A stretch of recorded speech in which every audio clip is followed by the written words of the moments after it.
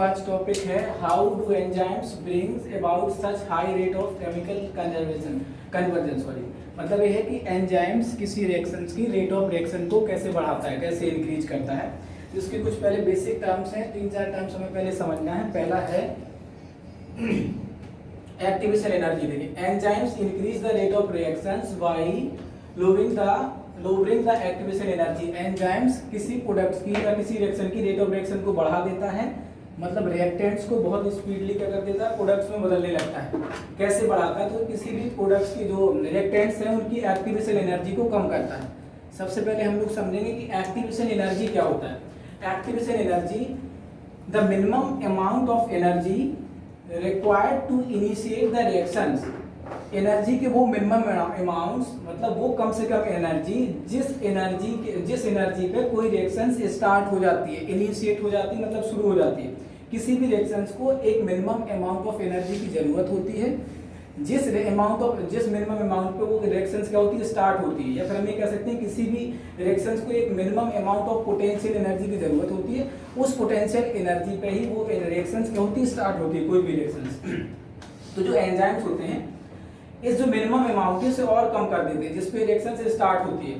Activation energy को और हम लोग क्या कह सकते हैं, और करके लिखा है activation energy is the amount of energy required to reach the transition state. Activation energy वो अमाउंट है एनर्जी का जिसमें हम लोग जरूरत पड़ती है रिएक्शन को reach the transition state. Transition state तक पहुंचने की। ट्रांजिशन स्टेट एक इंटरमीडिएट स्टेट है जो कि हाई एनर्जी लेवल पे होता है। इसके हम लोग दूसरा टर्म समझ लेते हैं, ट्रांजिशन स्टेट क्या होती है।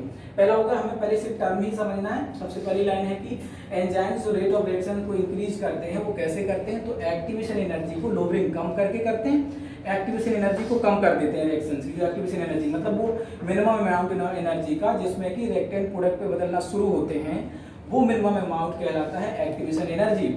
एक्टिवेशन एनर्जी को अगर हम लोग और कम कर दें तो रेट ऑफ रिएक्शंस फास्ट हो जाती है। तो हमने एक्टिवेशन एनर्जी समझ लिया। हम लोग समझेंगे ट्रांजिशन स्टेट क्या है। देखिए सबसे पहले क्या है कि कोई रिएक्शन है तो उसमें रिएक्टेंट्स होंगे और फिर होता है प्रोडक्ट। तो रिएक्टेंट और प्रोडक्ट के बीच में एक इंटरमीडिएट स्टेट आती है जिसे हम लोग कहते हैं ट्रांजिशन स्टेट।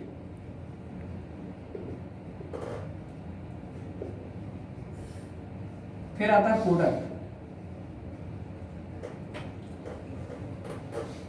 इन रिएक्टेंट्स को जैसे मान लीजिए कि हमने ए एंड बी को लिया, ए बी दो रिएक्टेंट्स हैं, ये बन गए ए एंड बी कॉम्प्लेक्स बना। ये ट्रांजिशन स्टेट, अभी प्रोडक्ट नहीं बना, ए एंड बी इस तरह से। इसमें किसी ने ये जो रिएक्शन इनिशिएट हुई है, शुरू हुई है, स्टार्ट हुई रिएक्शन, इसमें किसी ना किसी अमाउंट, कुछ ना कुछ अमाउंट ऑफ एनर्जी लगेगी।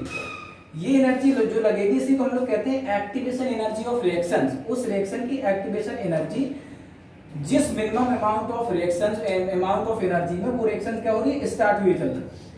आफ्टर सम टाइम, थोड़े समय बाद क्या होगा, ये जो बीच की जो इंटरमीडिएट स्टेट है ये बहुत अनस्टेबल होती है, बहुत ज्यादा अनस्टेबल होती है, क्योंकि इसमें क्या होता है हाईएस्ट एनर्जी लेवल है।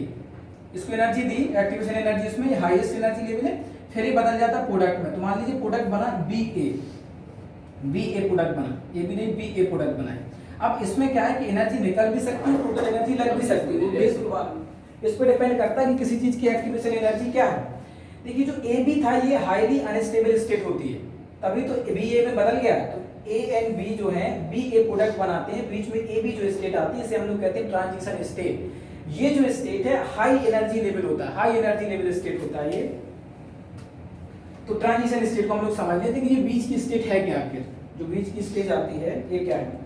An intermediate state between the reactants and product. Reactant और प्रोडक्ट के बीच में जो स्टेट आती है, ये स्टेज आती है, ये कहलाती है ट्रांजिशन स्टेट। ट्रांजिशन का मतलब होता है मूवेबल स्टेट, मतलब ये बनी नहीं रहेगी हमेशा, ये बहुत कम टाइम के लिए होती है। अगर कोई पूछे कम टाइम के लिए मतलब क्या, हम इसे एक्सट्रैक्ट कर सकते हैं। कोई कहेगा हम ए बी कॉम्प्लेक्स को किसी रिएक्शन से जो ट्रांजिशन स्टेट उसे एक्सट्रैक्ट कर सकते, तो नहीं कर सकते, क्योंकि ये फार्मो या फेम्टो सेकंड्स के लिए होती है। फेम्टो सेकंड्स का मतलब होता है 10 की पावर -15 या 10 की पावर 15, ये कह सकते हैं -15 में जाएगा, मतलब बहुत थोड़े समय के लिए होता है। हम इसे अलग नहीं कर सकते इस कॉम्प्लेक्स को, बस ऐसा मानते हैं हाइपोथेटिकली, मतलब ऐसा मानते हैं कि कोई ना कोई कॉम्प्लेक्स बनता है जो कि हाईली रिएक्टिव होता है, बहुत ज्यादा रिएक्टिव होता है। ठीक है, इसको समझिए।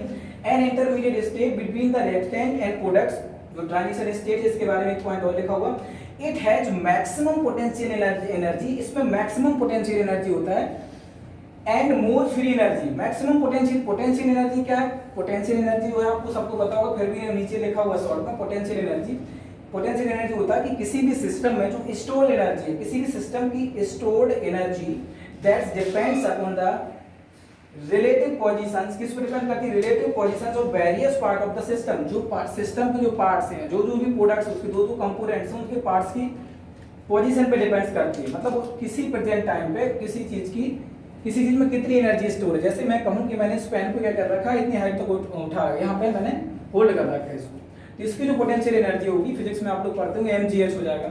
अभी मान लीजिए कि 2 मीटर पे है या फिर 1 मीटर है, 2 मीटर है, 1 मीटर हो गया, फिर मैं इसको और ऊपर ले गया तो 2 मीटर, तो अभी तो ये होल्ड तो है एक जगह है, लेकिन इसकी पोटेंशियल एनर्जी क्या हो गई? बढ़ गई, क्योंकि हम लोग mgh से क्या हो, इसकी हाइट बढ़ गई है। तो किसी भी सिस्टम की स्टोर एनर्जी उसकी पोजीशन पर डिपेंड करेगी। देखिए अभी यहाँ थी तो स्टोर एनर्जी अलग थी, mgh, हाइट कम है, ऊपर ले आए तो इस पोजीशन पे डिपेंड कर रही है। तो position of the parts, relative position, उसकी पोजीशन क्या हो रही है? यहाँ था, अब यहाँ आ गया, तो उस दौरान इसमें एनर्जी कितनी है? तो ट्रांजिशन स्टेज एक इंटरमीडिएट स्टेज होती है, जैसे हमने यहाँ समझा कि BA है, ये क्या होती है कि हाईली अनस्टेबल स्टेज है। तो ट्रांजिशन स्टेज क्या है? ये हाईली अनस्टेबल स्टेज है।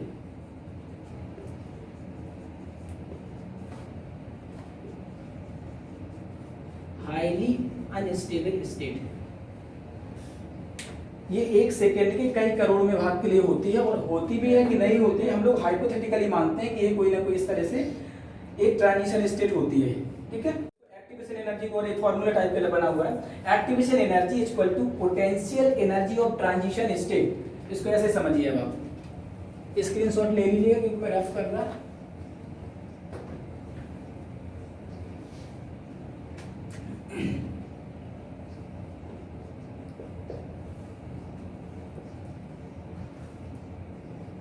यहाँ जैसे हम BA मान लें, फिर इसके बाद क्या बनेगा? AB बन गया। ठीक है, सबसे पहले हमने AB रिएक्टेंट्स लिए हैं। ये रिएक्टेंट रिएक्शन तब तक नहीं करेंगे जब तक इन्हें हम एक मिनिमम अमाउंट ऑफ एनर्जी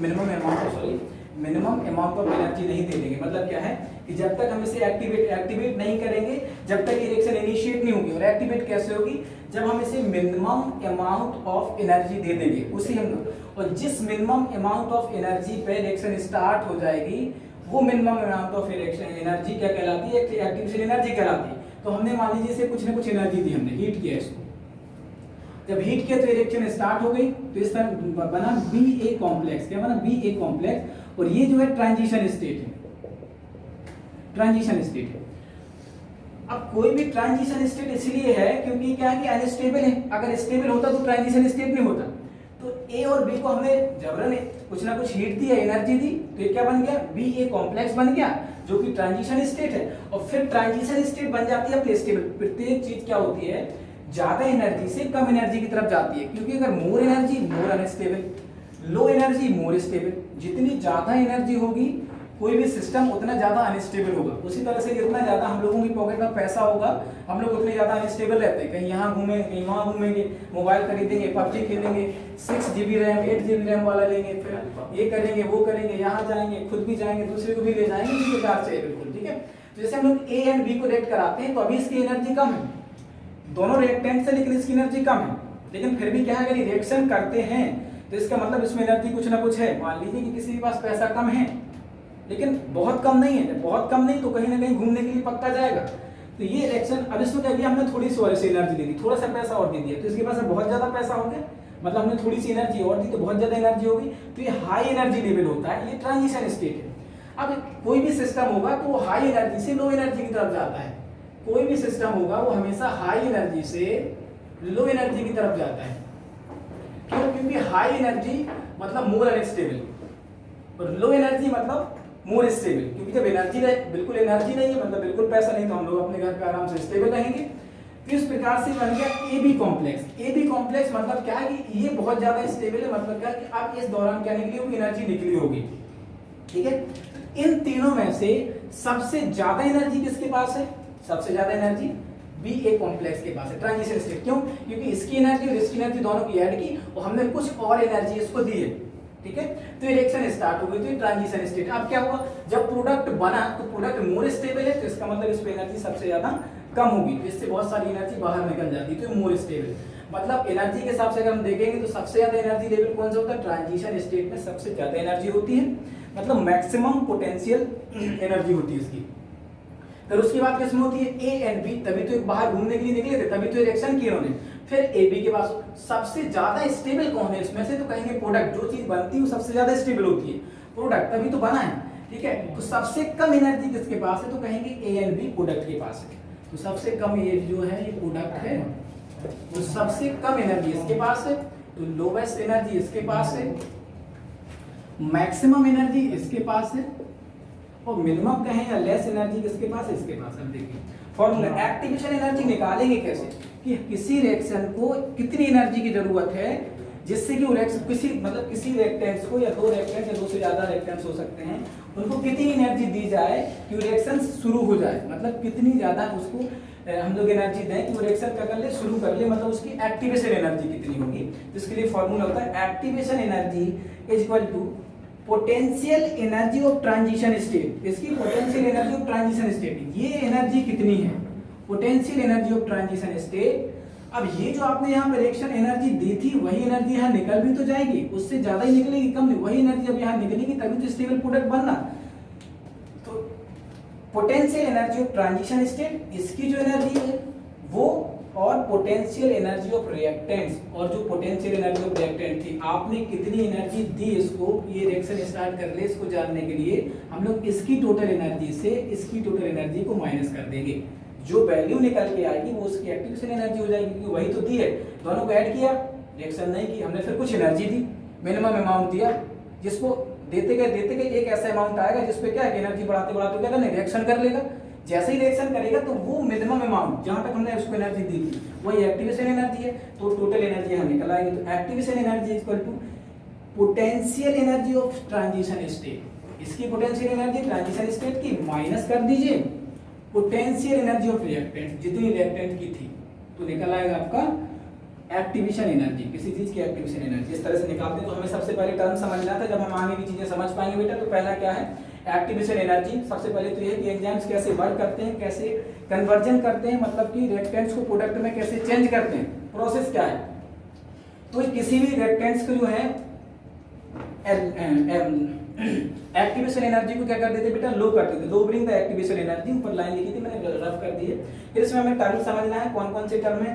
पहला है एक्टिवेशन एनर्जी, सेकंड है ट्रांजिशन स्टेट या ट्रांजिशन स्टेट है, थर्ड है आपका पोटेंशियल एनर्जी, और फोर्थ है कि एक्टिवेशन एनर्जी का फॉर्मूला क्या होता है। तो देखिए activation energy the minimum amount of energy required to initiate the reactions, energy का वो मिनिमम अमाउंट जिस पे रिएक्शन शुरू होनी होती है।